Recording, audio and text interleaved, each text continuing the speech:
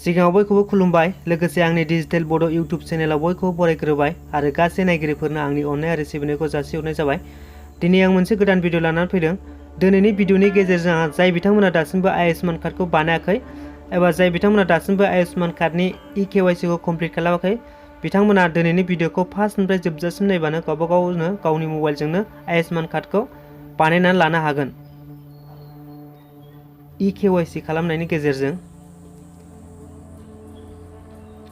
बिनि थाखाय मोनसे एप्स दंखायो आयुष्मान एप्स। बिनि लिंकखौ आं डिसक्रिप्शनाव होनानै होगोन। नैबेनो एप्सआ आं अपेन खालामबाय।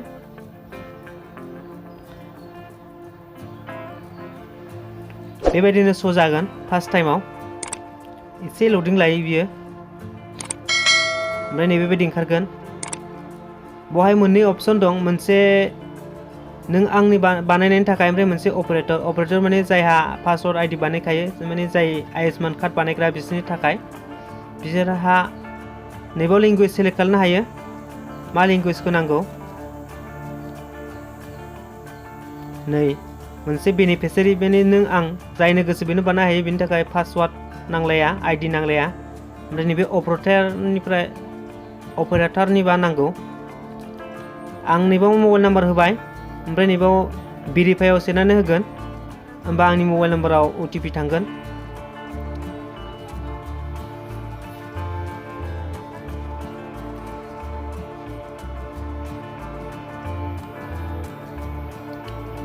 नै OTP थांबाय। OTP फैबा नैबाव फिलआप खालामनोसै आङो। नै फैबायबो OTP-आबो, फिलआप खालामनोसै। ओमफ्राय बिनि उनाव नैबे केपचाखौ फिलआप खालामबाय। थाब बानायबाय आङो, नङाबा भिडिअआ गोलाव जायो। एसे लडिं लाबाय नै।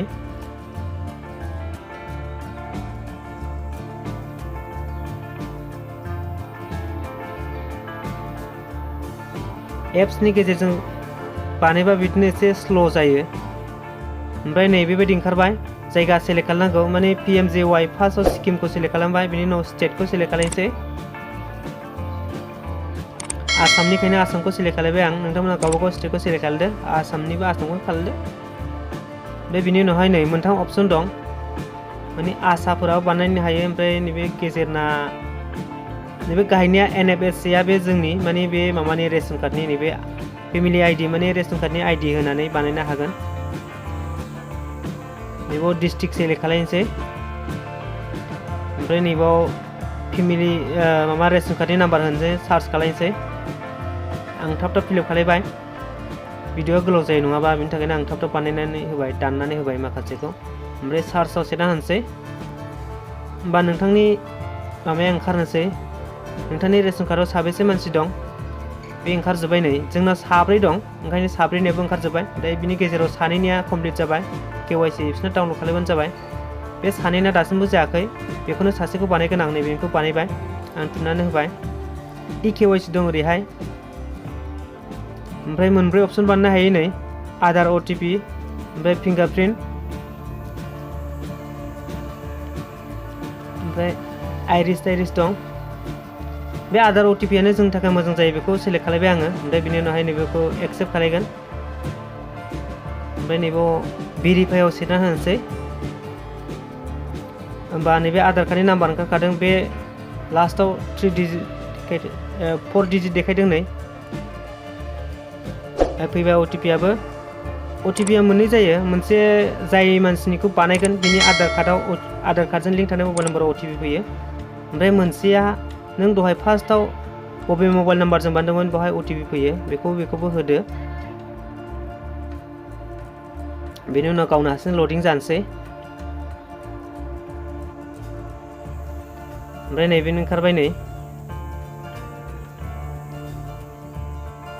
गोजौहाय फट' होनांगौमोन, आं बेखौ उनाव बानायनोसै।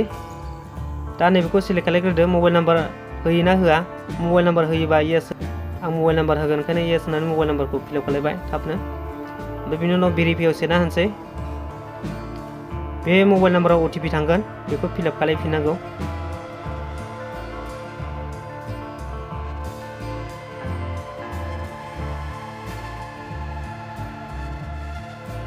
एप्सजोंबा स्ल' जायो ओमफ्राय वेबसाइटजों बानायबा एसे थाब जासिनो जानाया ओमफ्राय मबाइलजोंबा बे एप्सआ साबसिन जायो ओमफ्राय OTP खौ फिलआप खालामनोसै नै मेसेजआबो फैबाय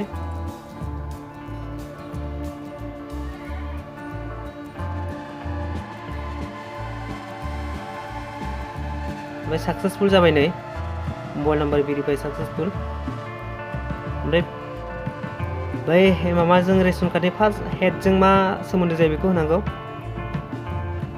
आं आदार्सआव होना होनोसै बाव गैया ओंखायनो आदार्सआव होबाय आङो आदार्सखौ सेलेक्ट खालामबाय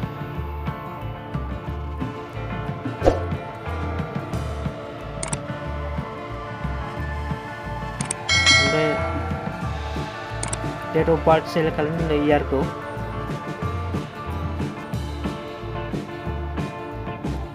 ओमफ्राय पिनक'डखौ लिरनानै होबाय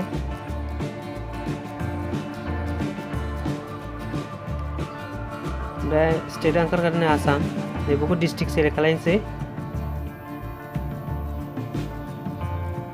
डिस्ट्रिक्टखौ क'क्राझार सेलेक्ट खालामबाय ओमफ्राय रुरेल ना आरबान गामिनि ना सहरनि आं गामिनिखाय रुरेल सेलेक्ट खालामबाय ओमफ्राय लडिं जाबाय गावनो हारसिङै ओमफ्राय साब डिस्ट्रिक्ट सेलेक्ट खालामनो थिनदों नै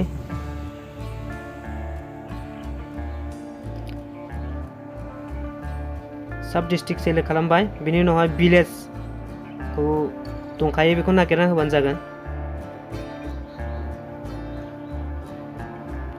भिलेजखौबो सेलेक्ट खालामबाय आङो ओमफ्राय दाना फटक दंमोन ना फटक आपल'ड खालामनांगौ माने माबा नांगौ खेबनानै होनांगौ मबाइलजोंहाय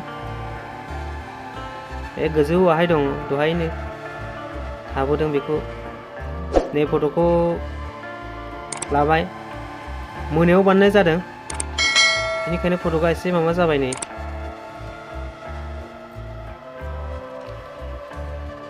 फट'आ आपल'ड जाबाय दाना साबमिटआव होनोसै आङो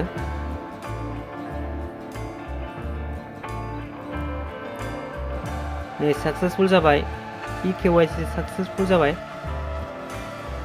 अकेआव सेरना होबाय आङो